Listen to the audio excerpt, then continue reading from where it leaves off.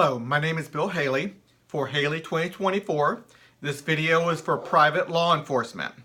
How we're going to get there. Right off the bat, I just want to let you know there's a lot of oversight, a lot of standards, a lot of controls for almost anything that you might consider a negative on whether we can go to a private law enforcement. It can happen. We need a lot of oversight, a lot of structure. But bringing free enterprise into the mix will bring a lot better policing, a lot less animosity in some neighborhoods that we currently have right now, and just a better full system. I'm going to run through a couple slides. I'm going to try to keep this down to about 7 or 8 minutes because I have about a 29-minute video out there that goes much further into each one of these slides. But this is a quick introduction. Okay. First, you need to understand the full CRA structure. I split all government power into 30 sectors with unique representative elected leadership per sector. Law enforcement is one of those. We'll go over that another video. We currently have a lot of socialism in the current system. That's why we need to change. We can do better with free enterprise. Okay, within the sector, law enforcement sector, there's going to be roughly a dozen different law enforcement CRAs. A CRA is competitive regulatory agency. That is a full governmental unit. Legislative, executive, and judicial branches. So it's full system with highly legal stuff going on there. Bylaws, constitutions, whatever you want to call it. It's well regulated. Anyway, every person, every business, every organization picks a law enforcement CRA to govern them.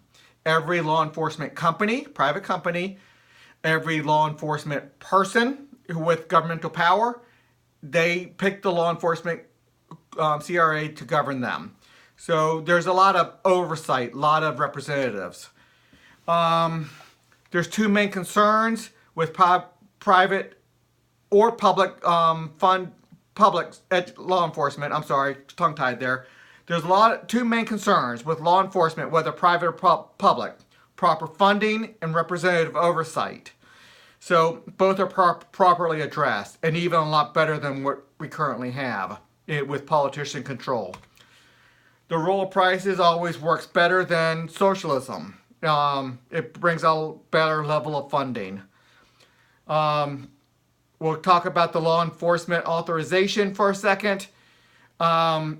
There's a separate representative group. It's called societal oversight, more than politician control. They authorize anybody with inherent government power. Police officers, judges, prosecutors, people running prisons. So, when you have somebody that can authorize a badge, and you cannot, and they have significant control and police power to say you cannot wear a badge, you can wear a badge. You have police power, you don't have police power. They have proper training, you have to do proper oversight, proper ethical stuff. The citizens need to like you, know that you're doing a good job, you have to have good ratings. There's a lot involved in it, but there's oversight, overwhelmingly good oversight. There's a rating system that's going to have high quality information. People in the rating systems and the law enforcement authorization, they have people at the high level that can dig deep into everything a police officer does, a police business does. That's a lot better than politician control right now. We have people that can really look into everything, the authority to do that. If you want a badge, you have to accept that oversight, no doubt about it. This same structure is for first responders, EMTs, firemen, National Guard, and the like. Part of a citizen's responsibility is to help create and enforce the rule of law. This starts at the age of 13. I'm not going to get into that right now. It's more explained on the long version of this. Funding. There's a mandate that every citizen hire a law enforcement company. They have to have a contract to protect them, to hire them to have police. If you're a homeowner, based off the value of your home, you have to pay more. If you're a business owner, especially probably 50% of the value or the law enforcement contracts will be business owners. The size of your business means you're going to have more law enforcement contract. A bigger law enforcement contract for a $100,000 versus a $1 million business versus a $100,000 business. If you have a $1 billion business, a much bigger law enforcement contract. Oh, this is at the city, state, and federal level. Each one will have its own responsibilities. There's a lot to get into on that. But this is a quick introduction. But if you're a homeowner, business owner, they all must purchase. That's funding. That will give funding. If you don't have a lot of money, you can do some volunteer hours within the charity economy. You're going to need to know that separately. It's on my website. I'll be doing a video on that. But charity economy, you can go into there and do volunteer hours as alternative payment. Taxes from a retail sales sector could supplement the police. So taxes can be involved, especially on big items such as a natural disaster, a riot. When big things happen, we might be able to get some supplements from taxes. I'm not opposed to that. The system is not opposed to that. Only when it's really, really necessary. When negative externalities are really great. Accountability, authorization, and oversight. You have to. I already talked about this. You have to be part of the law enforcement authorization. You have to have a badge. They have robust power, and they have a lot of power for oversight. They can pull that badge in a moment if you are unethical. There are many levels of authorization. I'm not going to get into that now, but we currently have master detectives from patrolmen to mall guards. They'll be the same thing. And most teenagers will be encouraged to receive some training so they can be a police assistant, a guard for the neighborhood guard, a mall guard with training. They can be a fire assistant, an EMT assistant, a crime scenario training. There's a lot to get into on that. I go into it on my webpage, and in a longer video I have more on that. Free enterprise benefits, big time. It's just so important to know that the free enterprise works better than socialism. I'm not going to go into that right now, but more business models will come about. Getting rid of the ineffective items that somebody might do now. How do we know? Well, we don't until we have good experimentation. Things will fall away and other things will take its place that's more effective, more productive.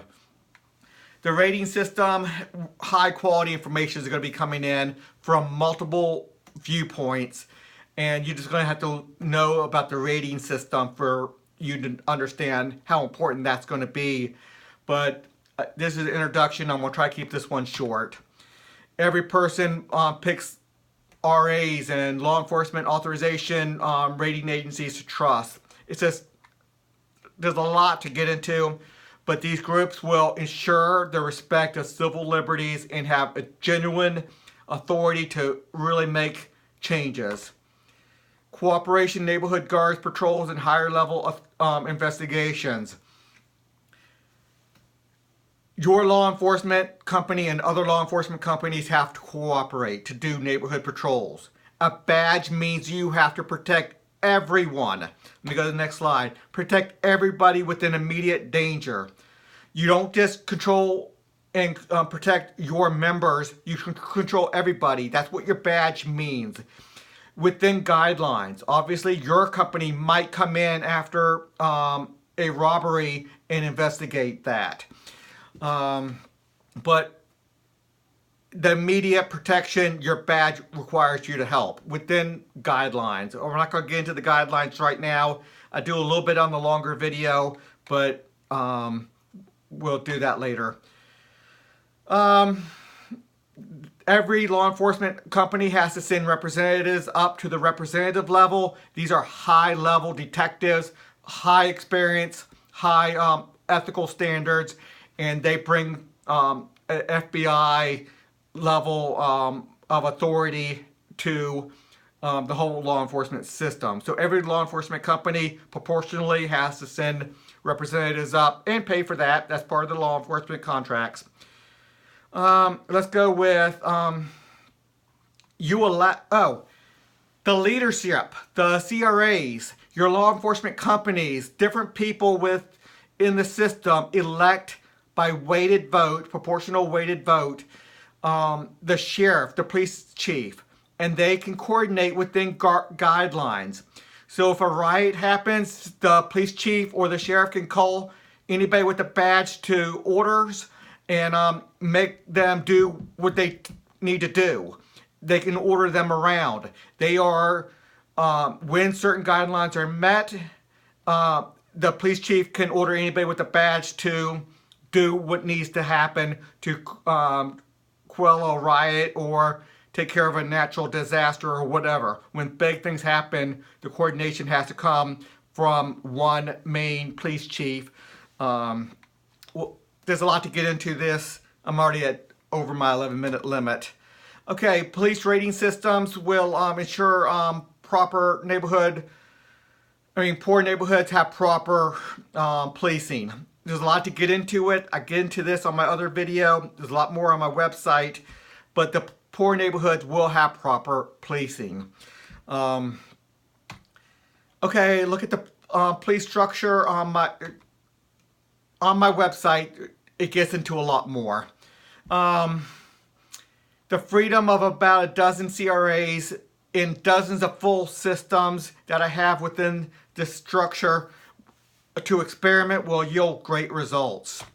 So we can do private law enforcement, and we can do it a lot better than socialism. So we can't just have a free-for-all. We can't just have anybody put on a badge. We can't have anybody hire a thug to go get their stuff back because they thought there was a robbery.